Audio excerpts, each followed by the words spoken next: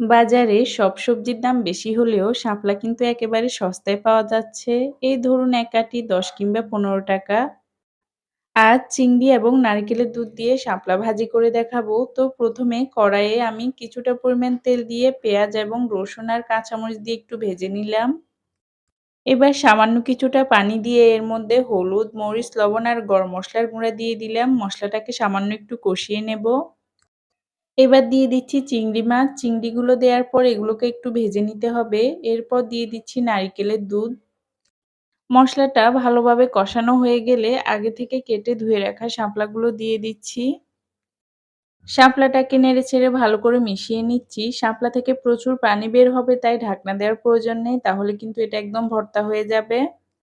পানিটা যখন শুকিয়ে আসবে তখন ধনিয়া পাতা কুচি ছড়িয়ে দিয়ে নেড়েচেড়ে মিশিয়ে নেব। আমাদের শাপলা ভাজিটা একদম রেডি।